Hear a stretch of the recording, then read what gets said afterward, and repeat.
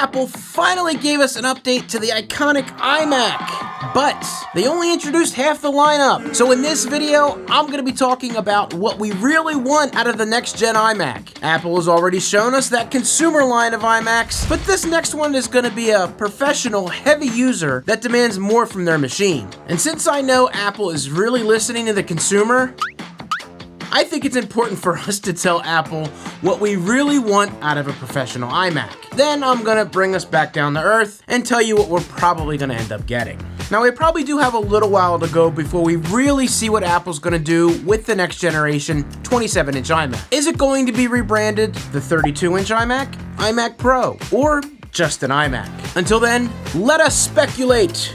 Now, my dream iMac would start out looking like this. A full screen, 32-inch beauty with no chin, surrounded by an all black bezel with a display that is 5K or higher. Maybe not as beastly as the XDR display, but definitely a step up. Because let's be honest, there isn't much out there that can even touch the 5K display for the price Apple's charging, and you get a computer. Now, this one would be a little bit thicker because, again, this isn't sitting in your family room or your kitchen. This is sitting in your office, looking sinister like a blacked out Lambo. And this machine is able to actually house an SD card reader on the side where you can actually reach it. And looking around on the back, you have more than 4 ports, 4 USB-C ports, 4 USB-A 3.2, HDMI, and yes, an internal 10 gigabit Ethernet port. Oh, and the power supply will also be inside the machine, so my plug doesn't weigh 3 pounds. Oh,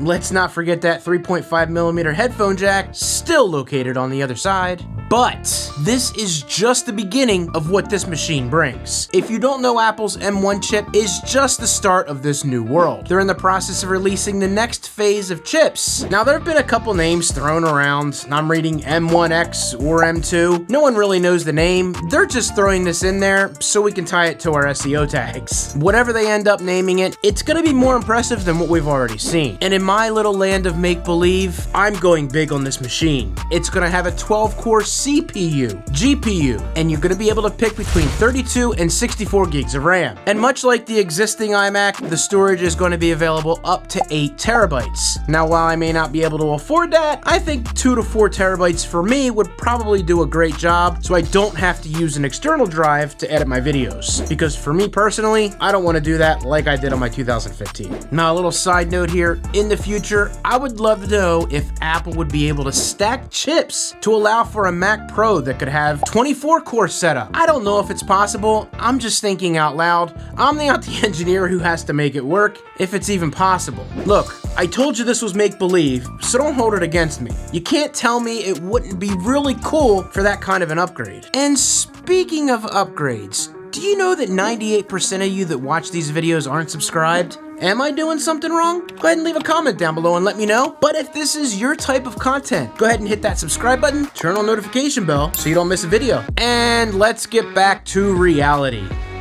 The next generation iMac will most likely have that lovely chin on it. I still hope Apple will make this thing a little bit thicker so it can house the power supply, Ethernet, and fingers crossed, an SD card reader. But if they don't, that's not gonna stop me from picking one up. However, we will most likely see this new M1X M2 chip that will probably give us 10-core GPU and CPU. I also think for a little less, we might actually see an M1 option to start. Now, this is just my theory, as I think Apple will still be able to have that lower starting price. See, with the introduction of these silicone chips, the amount of upgrades at purchase is slowly disappearing with the integration of the GPU and somewhat the memory. Apple needs to be able to create levels so they can justify these higher priced iMacs. Speaking of that, I actually have another thought on this that I'm working on right now. It might actually anger some people, so make sure you're subbed for that one. Anywho,